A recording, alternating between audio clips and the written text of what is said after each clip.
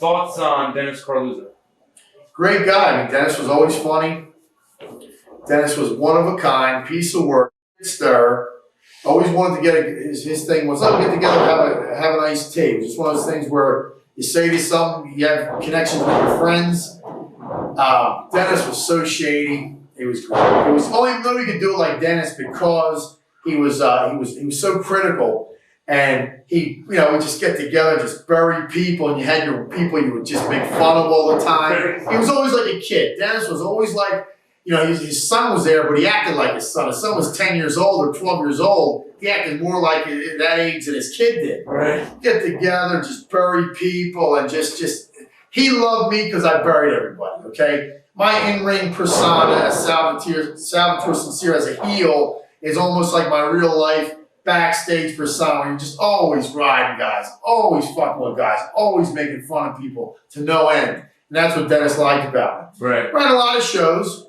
Like, he was partners, with Panzerino and Gino Moore for a time period. Everybody broke off. Kind of like that's where they are today. Right. Dennis he was connected with Larry Sharp for a while and he broke off on his own. But I wish he was still here. Another guy that just died too soon. He was just a great guy. He died for normal reasons, unlike the drugs and other guys are dying for.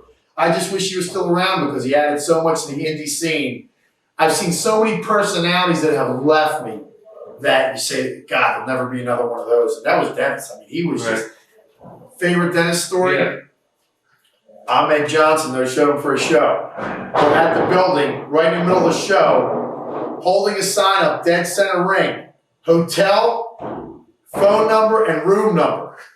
He wanted all the fans to call and just harass Ahmed Johnson as long as they could. Right. Call him now, call him tonight, call him 3 a.m. Ahmed Johnson, no showed you. Call his room right now. Never forget. Never forget. Unreal. How did you wind up working the NWA title tournament? Was that the one with Eddie Gilbert? There was a couple of them. I think that's the one we're talking about, yeah.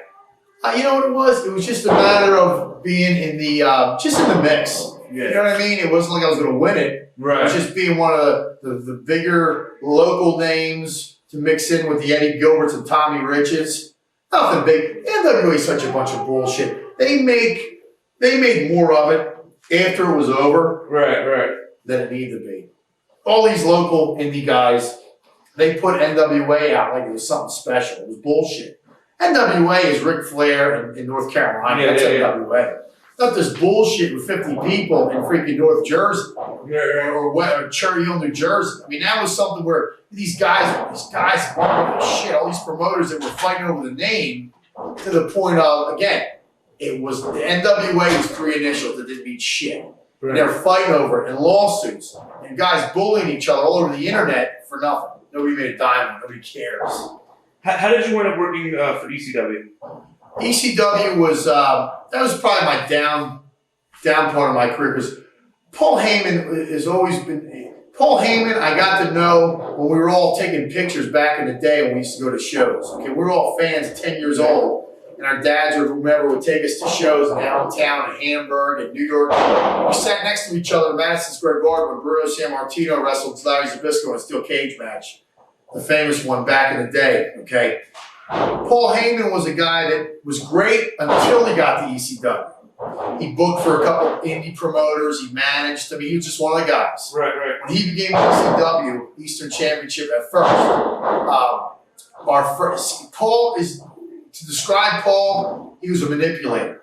He would tell you to your face what you want to hear, and as soon as you turn your back, it'd be a whole other story. Yeah. He did it with guy after guy after guy.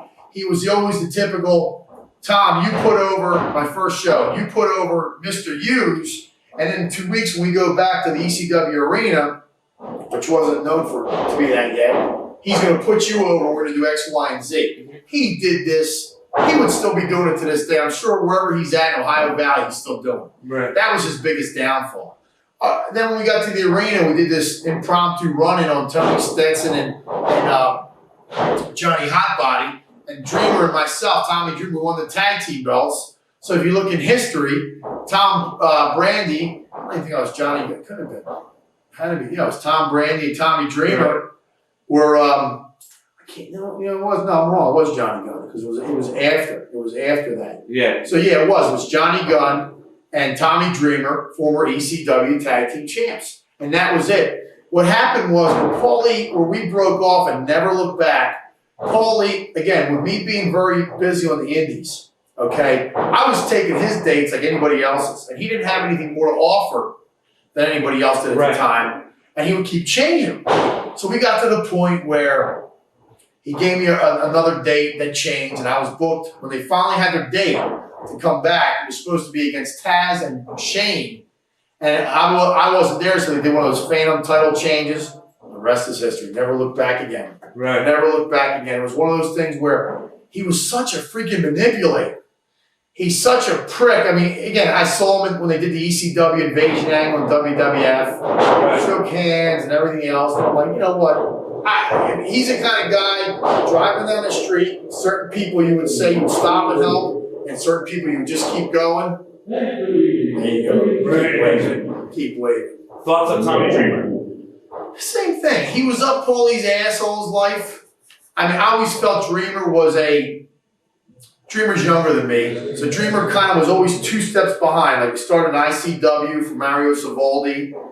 He was always like, it was kind of there for a couple of years, then he came here, he was always there a couple, it was like that's still that same type baby face, same type look. If Tommy came, if he was there a couple of years sooner, I think we would have had a lot more in common. Maybe like we would have tag teamed more. We could have been able to do more stuff together. It's kind of like I was always leaving somewhere when he was always either coming in. But again, up until recently, we've never been, again, ICW in the early stages of Mario Savaldi's promotion is the most I was ever around. After that tag team thing we did with WCW where we were champs, right? And then I never went back again. He was there the rest of his career until WWE. Right. Missing each other. So that's really it. Thoughts on working with Taz and Kevin Sullivan? Well, Sullivan was always in this business, and I can add Pillman to this story too. Okay. You have small man syndrome in this business, okay? Guys that were 4 foot tall that always thought they were 6'5", okay? Guys, and the guy that killed Brody was the other one, okay? And his brother. Puerto Rico, they were big on that. Guys that were real small, they don't want to sell. Mm-hmm. You want to beat the fuck out of them, okay? Because they don't want to sell. Pillman, he didn't want to take a bump. These guys are half your size because they always had something to prove. Now, Taz, again, you know what?